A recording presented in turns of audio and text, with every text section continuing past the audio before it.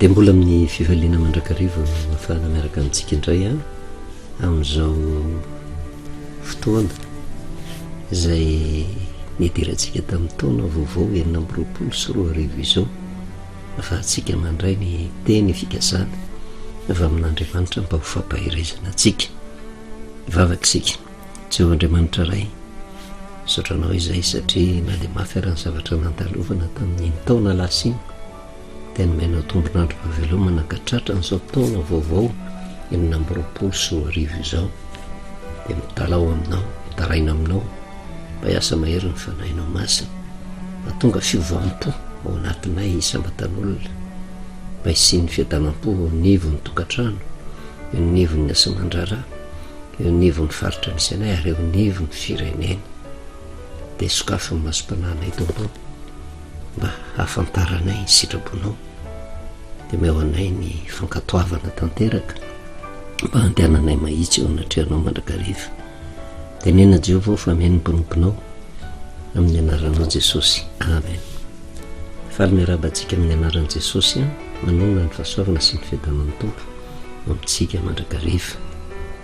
Faly ihany koa miarabantsika tratra nyity taona vaovao 2024 ity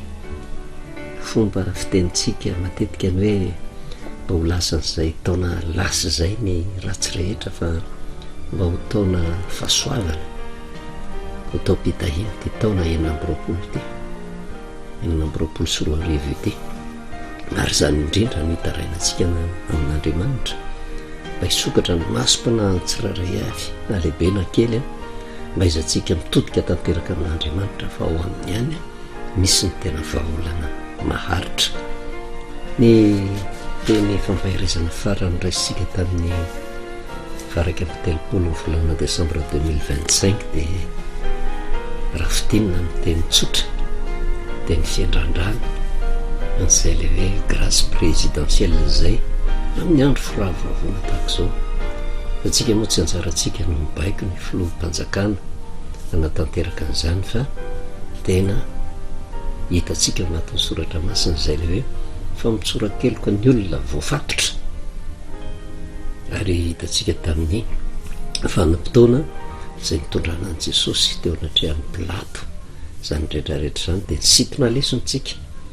ny amin'ny tantarany zanak'Israely nanana ny mpanjaka ranofisy tamin'izany vanim-potoana izany izay nifeny zanak'Israely kanefa nisy ny mpanolotsaina izay niaraka taminy tamin'izany vanim-potoana izany dia mpaminanina ny lehilahin'Andriamanitra izay nanoro hevitra ny mpanjaka nisiny ny fiadanana teo anivon'ny firenena dia fantaritsika ilay tantara raha fitinina foy ary isotomantsika lesona mba hiainantsika amin'ity taona 2024 ity sy andraisantsika ny teny fikasana avy amin'Andriamanitra. Rehefa nentina teo afovoan'ny Samaria teo anatrehan'ny Israely ny miaramila Sirianina tsy napoziny dia nanontany mpanjaka ho asiako verikaky ho asiako verikaky dia namalina ny lehilahin'Andriamanitra fahavalo avy any ivelany azo babo ary raha ny tokony izy ny rariny sitsiny amin'ny fisainana manofo tokony naringana teo fa nahavariana ny valitenin'ny lehilahin'Andriamanitra izay hitantsika eo amin'ny mpanjaka faharoa toko faheniny ny andininy faharoa amby 20 sy 17 fa izy namaly hoe aza asianao izy no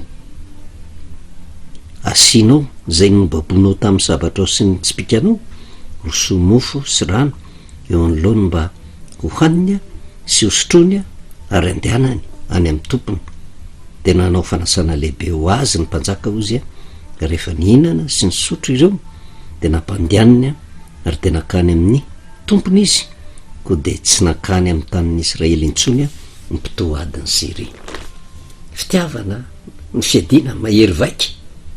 nahatonga ny Sirianina nandray fanapakevitra tsy etraketraka tsony amin'ny zanak'Israely ny adampinaritra tao anatin'ny fandriampahalemana tsy nanana ia ny amin'ny fahavalo mety hamely intsony ny zanak'Israely satria ny ainy ny tena mpanompon'Andriamanitra ary teo ny resahantsika ilay famondram-po lehibe miverimberina mandrakariva ary tsy misy zavatra nampianarin'i Jesosy akoatran'izay fitiavan'izay ao anatin'ny fitiavana ny misy ny tena famindram-po ary ny famindram-po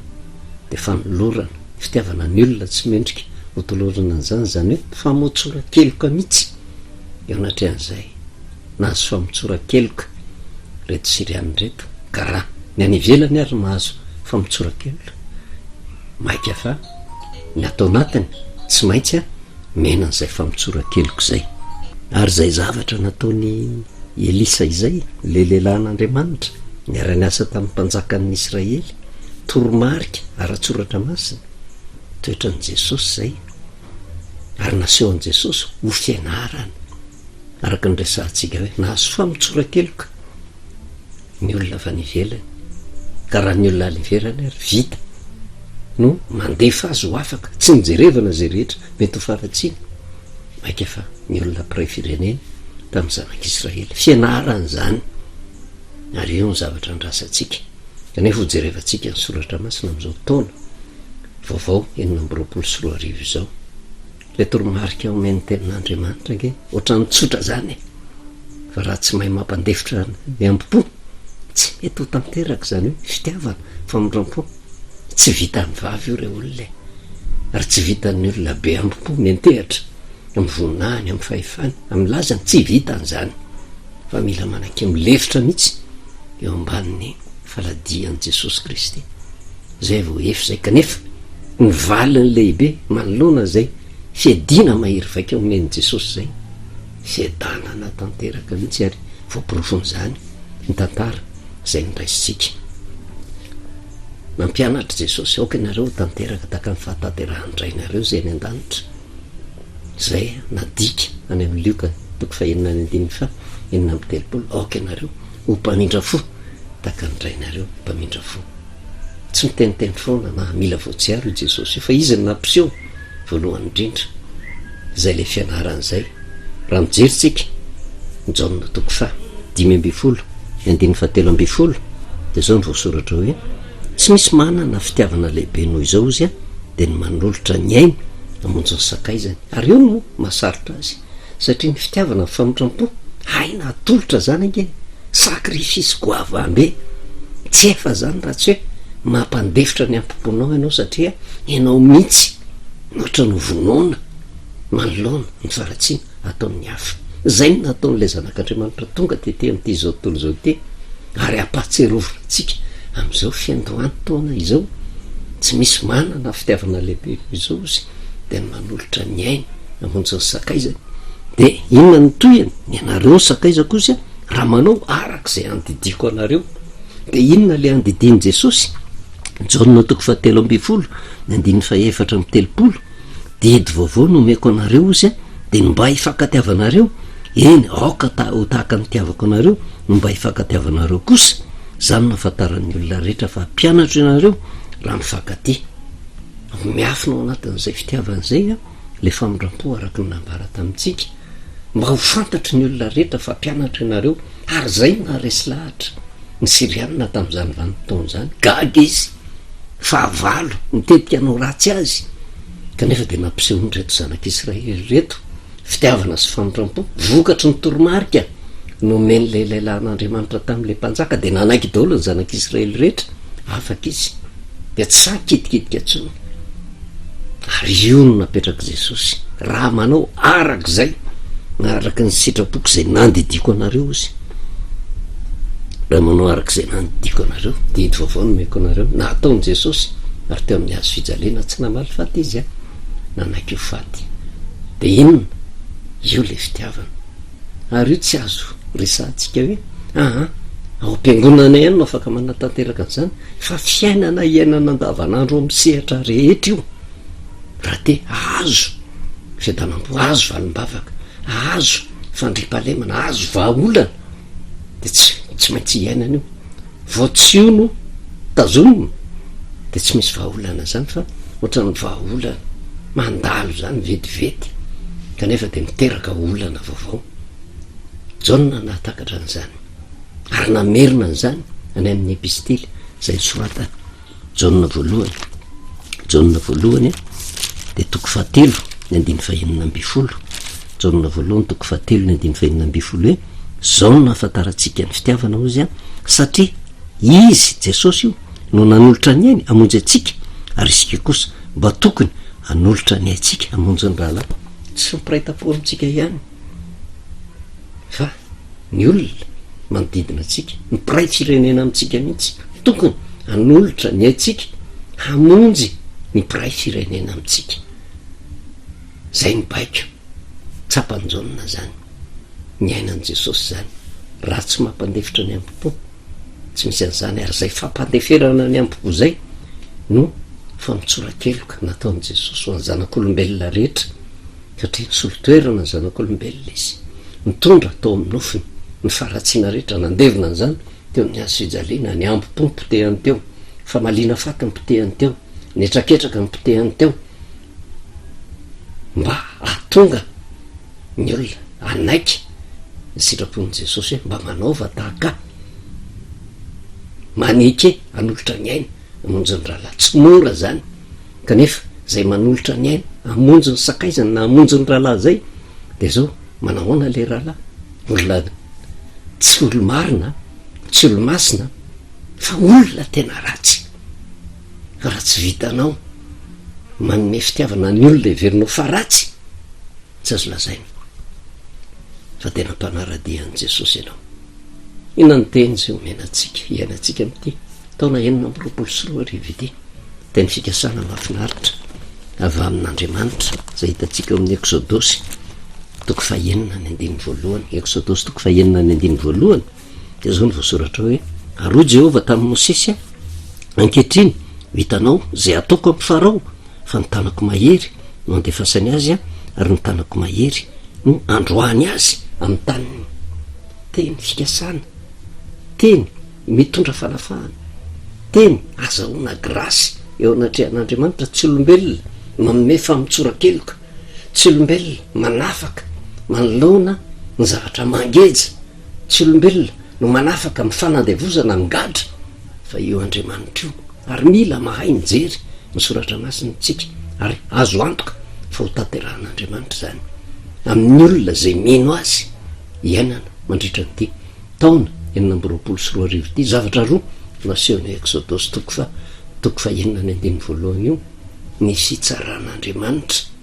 ny fitsaran'Andriamanitra zany hoe ho an'ny olona tena misikitra aminy de alefa ho afaka izy fa ho an'ny olona tena tsy mino ny fanafahana avy amin'Andriamanitra de io teneniny hoe ho hitanao zay ataoko amin'ny Farao ary etotsika tsy afaka hamaritra na ilaza olona hoe iza ny Farao ary mila mamantatra ny soratra masina ary satria fampahirezana no etitsika ao anatin'izany rehetrarehetra zany de tsy maintsy tanterahantsika ampitiavana zany mila mamantatra ny sitrapon'Andriamanitra eo anatrehan'izany rehetrarehetra zany rehefa tena jerevana inona no natonga an' Jehova hiteny an'izany fa oriana lalina ny anjady tamin'ny zanak'Israely tao amin'ny tany Egipta fa natsiary fitarainana ny zanak'Israely de nitaraina tamin'i Jehova Andriamanitra de nidin'Andriamanitra de nifidy amin'ny Mosesy de nanome teny fikasana ho amin'ny Mosesy naniraka ny Farao naniraka Mosesy ho any amin'ny Farao ilaza hoe alefaso ny oloko anompo any dikan'izay no grasy reto zanak'Israely reto fa azafatoranao fa avelao izy ho afaka raha ny averinao fa diso teo anatrehanao de alefaso fa za Jehova tompony fahefana no manome baika anao alefaso reo aza-pijaliny reo ary nambara ny Mosesy tamin'ny zanak'Israely zany faly ny zanak'Israely velom-panantenana ho afaka tsika fa saingy le fahafahana tsy arak'izay itiavany zanak'Israely azy fa araky ny itiavan'i Jehova azy manana ny vanim-potoana voatendry Jehova na inona ezakatsika tena ataotsika zay hanafahana ny tenatsika Jehova ihany mahafantatra ny andro voatendry satria misy fanomanan'Andriamanitra ho an'ny olona zay ho afaha kanefa misy fampitandremana koa ho an'ny olona zay tena tsy mino an'Andriamanitra inona ny zavatra mitranga nefa na de tonga ary zany teny fampanantenana zany vao mainka ane mafy ny zavatra ny anjady tamin'ny zanak'Israely raha tsy jery fotsiny tsika amin'ny taona 2025 tsy jery ny tany aloha fa ny zavatra tsikaritra de mafy ny taona 2025 iny soran'Andriamanitra fa tsahatra tany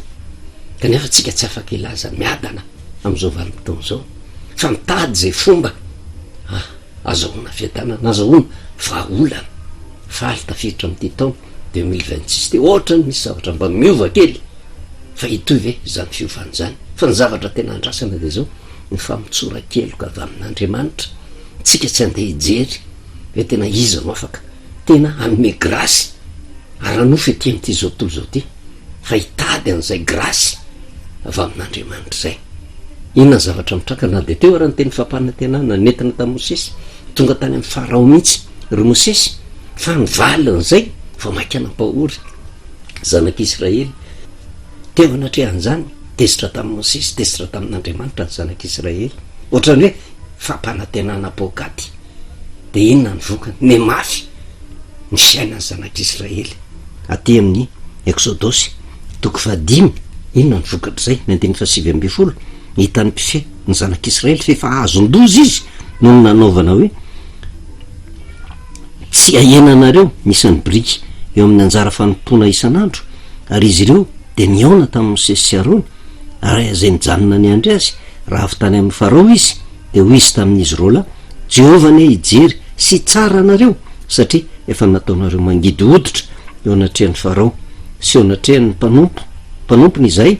ka nasianareo sabatra eo an-tanany amin'onay. Lasa lazain'le olona indray fa avy amin'ny Mosesy na tonga ny fahoriana mafy ny anjady taminy tsy nandainga nefa izy ireo fa teny fikasana andraisina avy amin'Andriamanitra no nampitaina tamin'izy ireo de tsy tanteraka arak'izay nitiavany azy tezitra tamin'ny Mosesy izy ary na Mosesy keo raha tamin'izay vanitaon'izay tsy hitan'izay azo natao fotrany natsiaro na alahelo izy nanantena koa fa le teny fikasana nomen'Andriamanitra de azo tanterahana eo kanefa jerevana tsy tanteraka eo na de niresaka tamin'ny Farao ary izy ary zay ny asan'ny mpanompon'Andriamanitra atao zay andrenesany ny tompon'andraikitra zay mitantana ny firenena niafatra Andriamanitra na anaiky izy na tsy fa ny zavatra mitranga nefa tsy araka ny nanam-pozana azy 2 ka hatramin'ny 7 ary Mosesy ozy niverina ho amin'ny Jehovah ka nanao hoe tompo nahoana na tonga kosa na tonga loza tamin'ity fireneny ity ianao nahoana reny naniraka ianao fatr'izay nakanesako tao amin'ny Farao mba hiteny amin'ny anaranao izay de nahatonga loza tamin'ity fireneny ity izy nefa tsy namonjy ny olonao akory ianao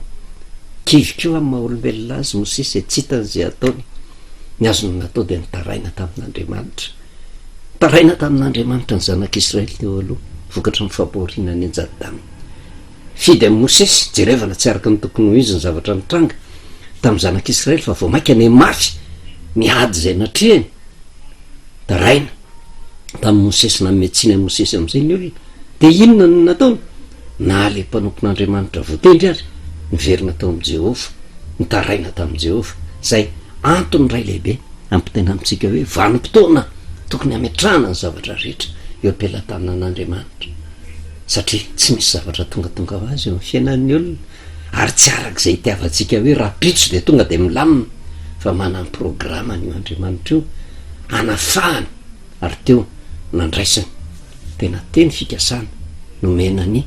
Mosesy ary nomenantsika koa amin'ity taona 2026 ty zay mampiseho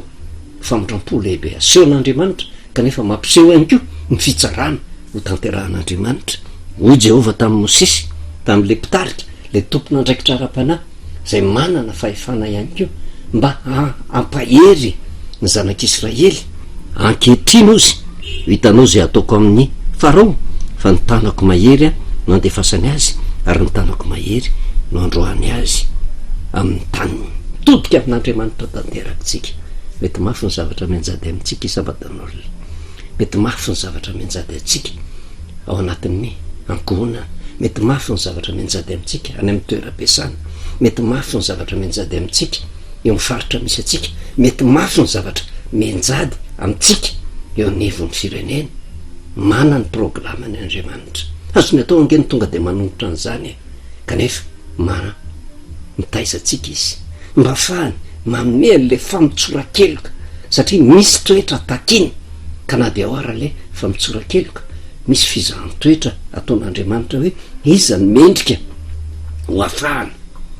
satria na de maty ary Jesosy tsy hoe tena tonga de voavonjy angeny ny olona fa misy zavatra takiny amin'ny olona anatanteraka ny teniny araky ny baiko zay nomeny tany amin'ny jaona toko 5 andiny 7 hoe tsy misy manana fitiavana lehibe no zao de ny manolotra ny ainy amontsy ny sakaizany ianareo ny sakaizako raha manao arak'izay andidiko anareo didy mpitiavana didy mifamotram-po de io ny zavatra mipetraka mety mafy ny zavatra antalovany tsiraray avy tsy afaka mamaritra sika iza le farao fa ao nisambatan'olona mety misy farao mangejanao matoky ny tenin'i Jehova hitanao raha manao zay andidiny Jesosy anao ianao hitanao ny zavatra ataon'i Jehova Mosesy mampijaly anao mety eo amin'ny tokantranonao mihitsy tena zoim-pahoriana misy zavatra mamatona tsy afahanao mivoaka tahaka ny manandevo anao mihitsy io ny teny fikasana andray fanapa-kevitra Andriamanitra anafaka anao ary ampisehoany ny baribary aminao io farao mangejanao ao amin'ny tokantranonao io izy no andevona an'io mety eo amin'ny toeram-piasana misy anao miady anao mijaly ianao na de ao raha ny teny fampanantenana miaraka tamin'Andriamanitra misy farao mangejanao ihany ko fa matoky ny tenin'Andriamanitra mavo ny vanimpotoana raha manao arak'izay nandidiny Jesosy ianao ny zavatra ataony de zao anafaka anao izy fa abaribary aminao kosa hoe ho hitanao ankehitrino sy zay ataoko amin'ny farao mety eo nivon'ny firenena ihany ko mety mahatsiaro mijaly ianao no nivon'ny firenena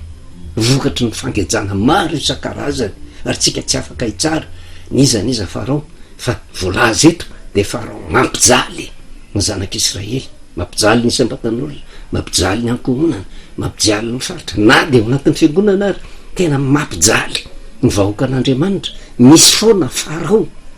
mikendry hampijaly hatrany hatrany fa matoky ny teny Jehova andefanao ho afaka izy fa anjaran'i Jehova kosa mamely amin'ny farao ary zay mitoky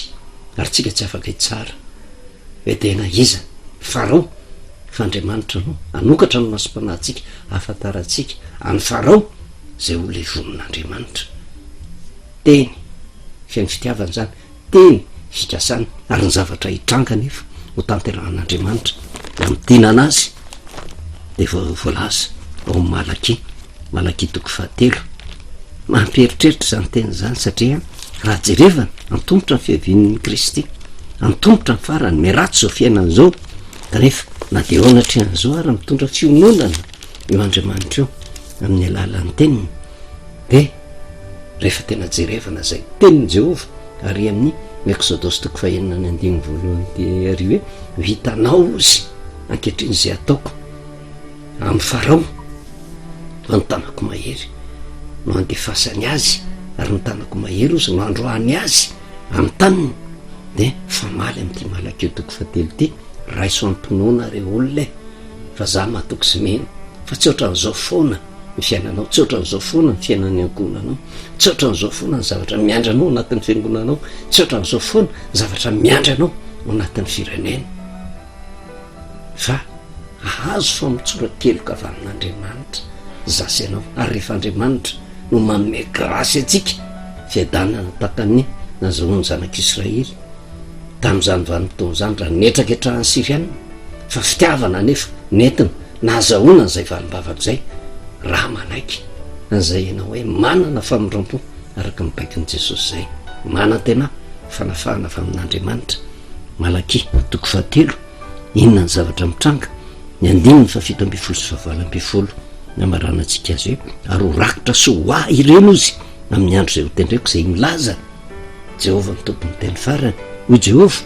tompony maro ho antra azy aho izy toy ny zanany toy ny olona antra ny zanan'lahy zay manompo azy ary ny 7:7 mitovy am'le Exodus toko 4:9 ka de ho hitanareo indray ozy ny tsy fitovin'ny marina sy ny meloka de ny manompo an'Andriamanitra sy ny tsy manompo azy aleo manompo an'Andriamanitra re olona raha tiatsika ho afaka ny firenena voninahitra an'Andriamanitra rery ihany varakisika sodranao Jehova Andriamanitra reny mateninao indray zay tonga aminay teny misy ny tsy ambaratelo ny fanafahana vonjeo ny firenena malagasy vonjeo ny fiangonana vonjeo ny ankohonana vonjeo ny sambatan'olona misaotra indrindra ray amin'ny anaranao Jesosy amen. Manao velomantsika amin'ny anaran'i Jesosy manonona fahasoavana sy ny fiadanan'ny tompo ho amintsika mandrakariva.